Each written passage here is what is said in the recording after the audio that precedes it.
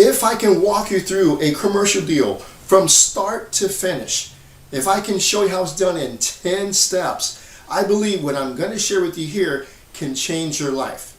So in this video, what I'm going to do here is break down the 10 steps required to complete an entire commercial transaction, regardless if it's an apartment building, self-storage facility, mobile home park.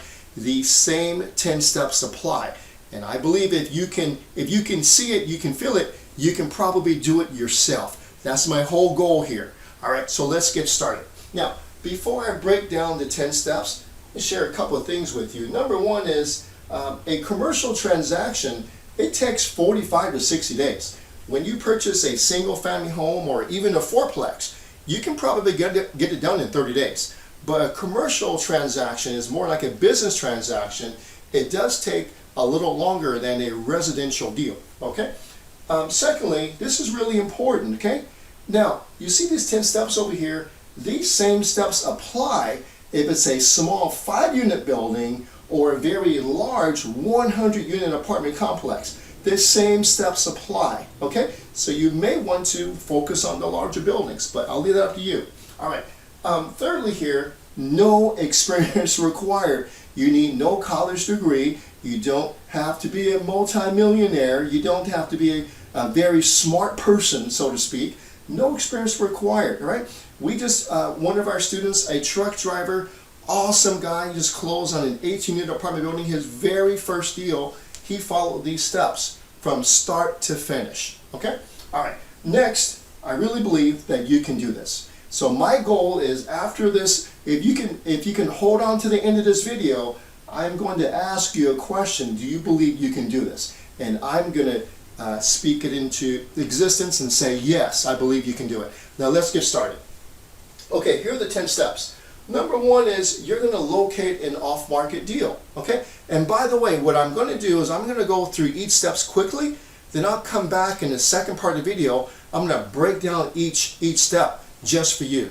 All right, so number one is to locate an off-market commercial deal, okay? Next, we're going to analyze the deal. Once we analyze it, we're going to make the offer. Once we make the offer, we're going to, and it gets accepted, we're going to jump into our due diligence, our inspection period, and do all of that fun stuff. Right?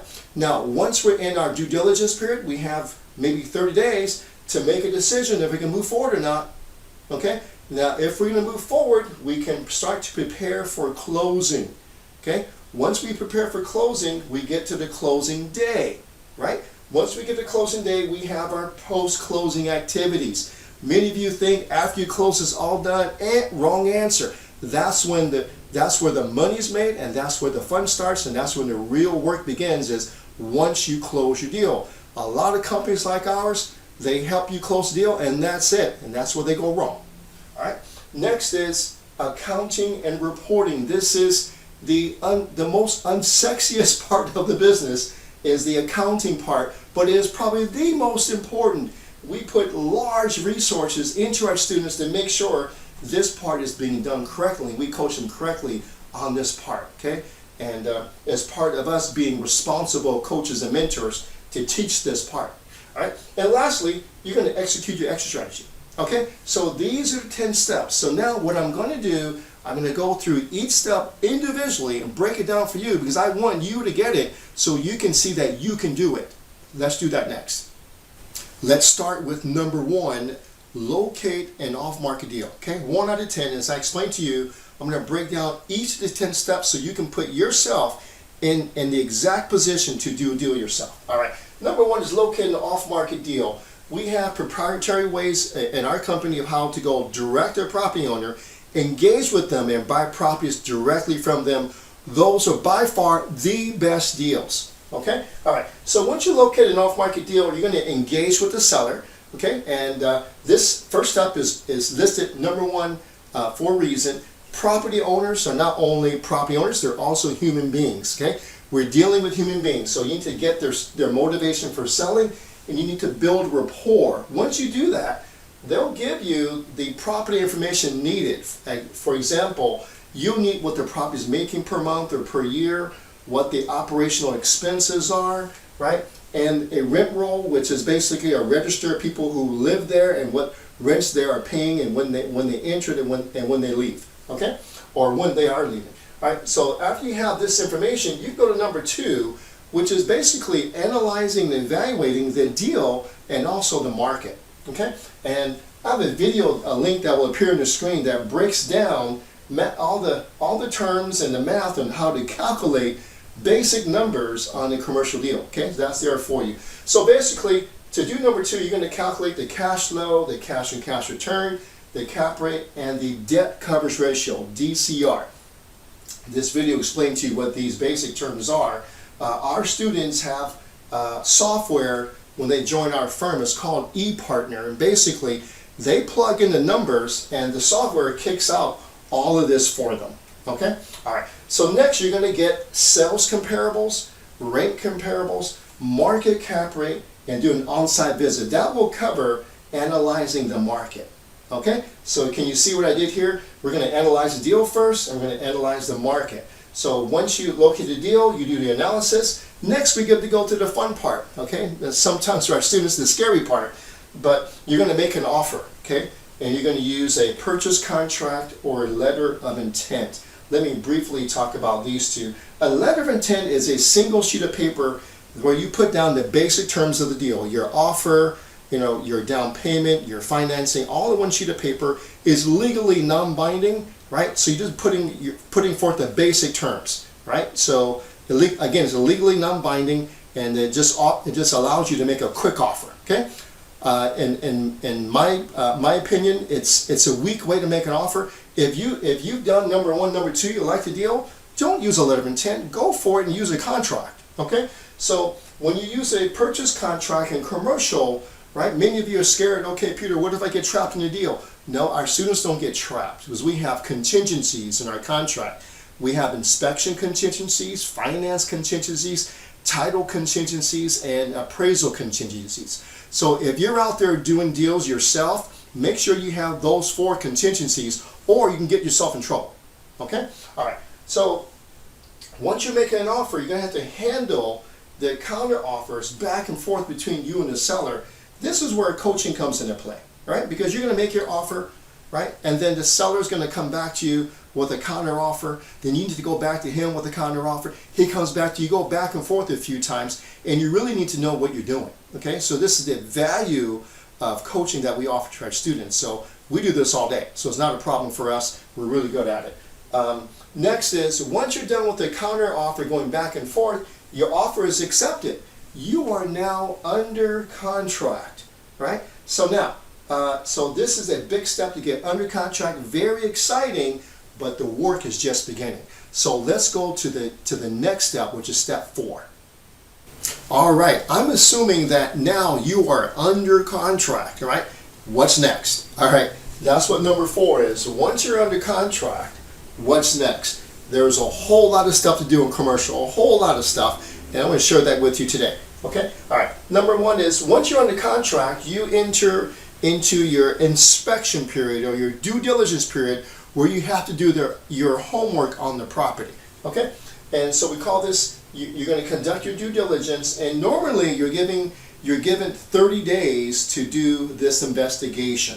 Okay? Now, when you purchase a home or you purchase a residential, 4-unit or less, that's residential, you're not given 30 days. Usually it's 7 or 10 days basically to do all your homework. And basically because in residential, you do have consumer protection laws protecting you. Okay? But once you jump into 5 units and greater, you're in the commercial world, there are no consumer protection laws. It's buyer beware. And unfortunately, the seller can lie through his teeth, right? And you can catch them at the end after you own the property, and there's nothing you can do about it in most cases. Okay? So that's why we're given 30 days to do all of this work. Okay? And if you don't have help here, you need to get help. All right. So your due diligence is broken up into 3 sections: your physical inspection, your financial inspection, and your legal inspection. Okay? So those 3. Now, on your physical inspection, you're going to walk through the property. You're going to bring a professional inspector there. You're going to have your property manager there. You're going to have your electrical guy there, your plumber guy there, your roofer there. maybe a structural engineer there. Everybody will be there on that day or a few days to conduct a very thorough inspection. After the inspection, you're going to get repair estimates on what stuff costs to repair stairwells or to repatch a parking lot or to upgrade some of the units. You get all the estimates there. Then you're also going to have to check out your competition.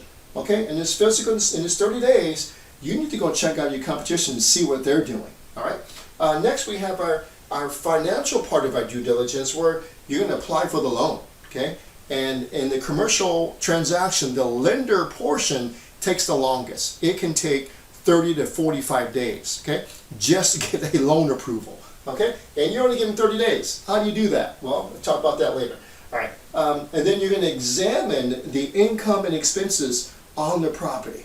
Okay, so now that you're getting the electrical bills, you're getting the tax statements, you're getting other documentation from the seller, you're going to compare that to what you were given a month ago, okay, or a few weeks ago.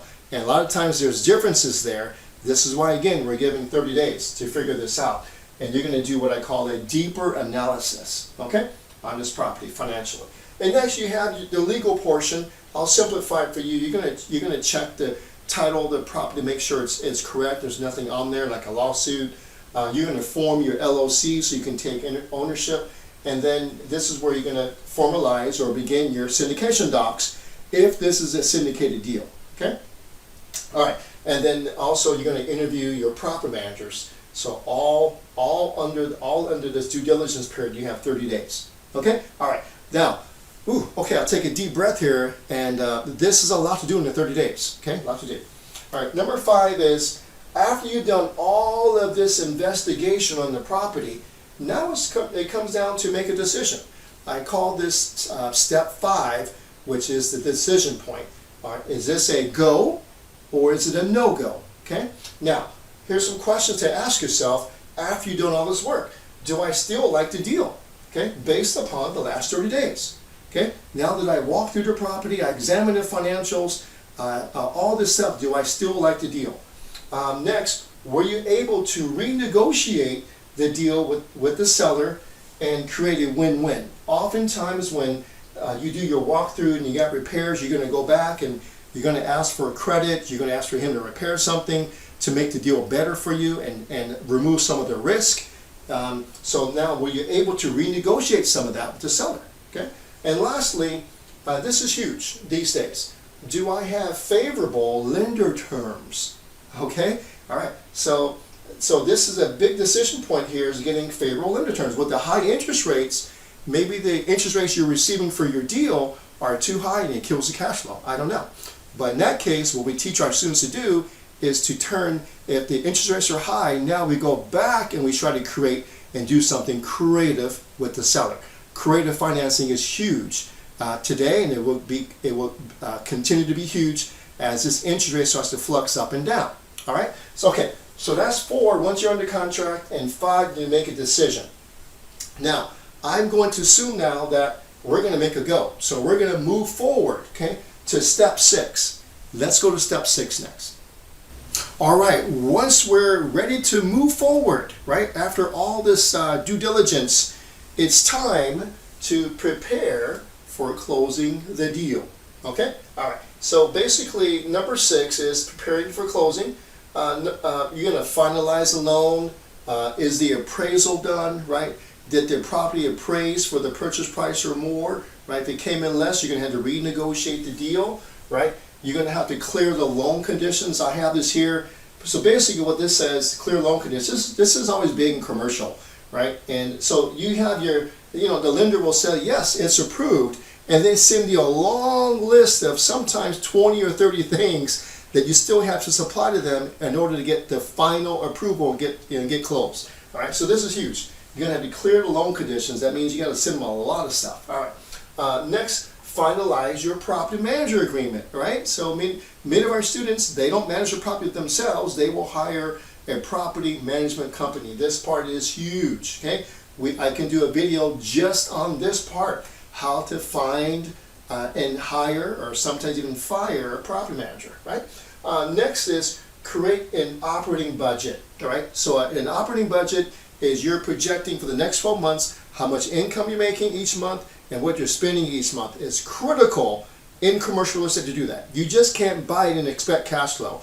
You need to be intentional about what income you're bringing in and what you'll be spending to pay your mortgage and have some cash flow left over. You have to be very intentional about that, okay? So we create an operating budget and the CapEx schedule.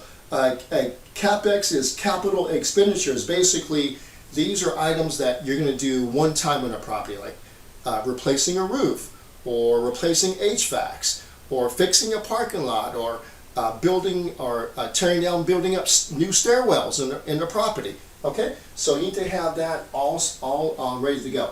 Next is you're going to finalize the plan. It's an asset management plan. This is something that our students have. So it's a document created by us.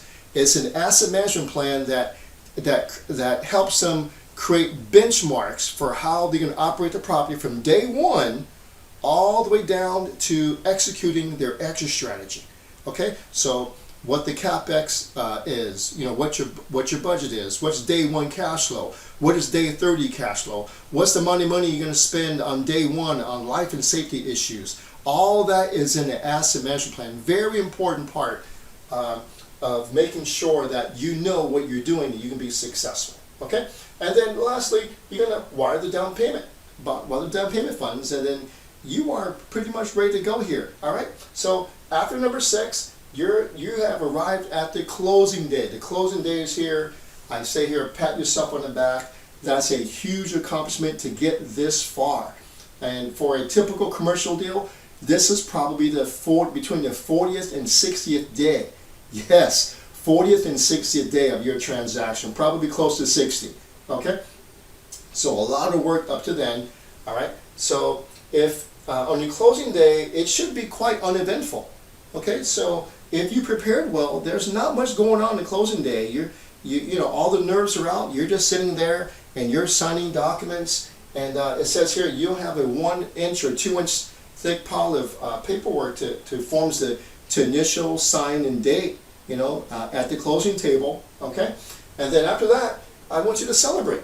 Okay, be grateful. So do something nice for yourself. For me personally, I like to do a steak dinner. I love Wagyu steak. It's a Japanese delicacy. It's a Japanese steak, and it's fire, and it'll change your life. It is so delicious. It's expensive, but hey, I deserve after doing all this, right? You should too. So do something nice for yourself. All right, okay. So after closing days here, guess what? The work is just beginning. So I'm going to take you over to number 8, 9, and 10. This is where the money's made. Let's do that next. All right, once you have closed your deal, now the real work begins. Okay? All right, so number 8 is I call post-closing activities. So you've already closed your deals, and as I say here, this is where the real money is made, and this is what we call asset management. Okay? This part of the business you hardly will find on YouTube, because it's not the part where you get the most clicks or it's the most popular subject, but it is probably the most important topic once you close a deal. All right, so I will briefly go over it. So your post-closing activities. So mainly you're going to work with your property manager and your general contractors on starting your property improvements. Okay, and prior to this, on step 7. You already have this budget and schedule and everything ready to go. Okay. Next, you're going to execute your value add. So you're going to add value to the property, or you can do renovation. We call it a value add renovation program. You're going to start that, and that could include getting tenants out, getting the rent raises up, renovation of the units, working with the city, all those types of things you have to get going. Okay. Now, this is really important. Okay. This is your mindset right here, and the proper mindset they have in this part, okay, because now it gets serious, okay, and you have to have a military-like mindset is needed right here, okay. So you are the sergeant, everyone else around you, they're the privates. That's the only way to get this done, and get it done under budget or at budget and on time. If you play loosey-goosey or everybody's your best friend, you're going to fail, guaranteed. Okay? All right, so number 8 is post-closing activities, asset management part. Number 9, this is probably, as I mentioned before, the most unsexiest part of commercial real estate, but it probably is, I don't know, maybe the top 1 or 2 most important pieces of commercial real estate that people never talk about. And this is on your property reporting and your accounting. Okay, I say this is how empires are built, through this. Okay, now our company, we spent huge amount of resources in setting up our students with this part. In fact, we have an accounting firm that we partner with, and they only take our students, right? So it's a huge firm, and they work with our students exclusively. Okay, that's how important it is. All right, so this part, as I mentioned, absolute must. So the reason why you do this, you must understand the financials behind what I call the 4 M's. In order to be successful in this business, the 4 M's are management, money, marketing, and maintenance. These 4 M's are it's like commercial real estate is like a 4-legged stool, and if one of these 4 M's start to fall, everything falls altogether eventually. Okay, so your accounting and your reporting are going to show you the performance levels of your management, your money, your marketing, and your maintenance. Okay, all right. And then lastly, in reporting and accounting at the end is you really need brilliant tax planning, okay? Because it can and will change your financial life forever if it's done well. It's one of the beauties of commercial real estate. It's one of the best ways to build wealth is to have brilliant tax planning. That's what I call it, okay? Not smart, but brilliant, okay? All right, okay, so now I'm gonna go to number 10. Which is, I know, maybe I overuse this word, but the most important part. Okay, let's go to number 10 and wrap it up. All right, here we are. Step 10, the last step. And the last step is to execute your exit strategy, where you get to experience the fruits of your labor. You know, why did you buy this property, right? Why did you put your hard-earned money into it and work your behind off to be successful here? There's a reason behind it, okay? It could be to, maybe maybe you're older, you don't have a retirement. Maybe you want to see the writing on the wall with your job, and you want to protect yourself against a layoff, or leave a legacy to your family or to your kids. Whatever it is, right? Steps 1 through 9 takes you to execute your why, right? And so your exit strategy could be to buy the property, fix it up, do a cash out refinance, pull the money out, right? And then keep the property and repeat the process, okay? Another exit strategy could be to just buy the property, fix it up, and hold it long-term for retirement and have you pay, you money long-term. Number 3, it could be to buy, fix up the property, and then to 1031 exchange it into a larger property to defer the capital gains taxes to just build a huge portfolio for your personal reasons. And lastly, it could be to buy, fix up the property, hold it, and then sell it and retire. All right? So whatever your exit strategy is, the prior 9 steps take you to this point. Okay? Got it? All right. So thank you for hanging out with me. What I want to do next is ask you questions. Very important to me that I get your feedback so I can do the next video. Okay? And that question needing your answer is, now, after I explained to you all 10 steps, okay, and I broke it all down as best I could, the question is, can you see yourself investing now in commercial real estate, right? So can you see yourself? Yes or no? If you can put in a quick yes or no into the comment box, I would really appreciate it. I would love to have your feedback after breaking down these 10 steps for you so I know what to do next for you all, okay? So, can you see yourself investing in commercial real estate? Give me a quick yes or a quick no. All right. Thanks, everyone. Hey, I appreciate you hanging out with me for this entire video. I really do. Thank you for making us #1 on YouTube. If you want to learn more like our students are doing, go ahead and apply to our Protege program. The link will appear on the screen. And also, too, if you just want to learn and just read more about commercial real estate, I have a book called Commercial Real Estate for Beginners. The link will appear on the screen. Go ahead and click on it. right? Just download it and just read it, right? Also, if you want more videos like this, go ahead and subscribe to this YouTube channel, and I'll send you more. All right. Thanks, everyone. Enjoy your day, and I'll see you at the next video.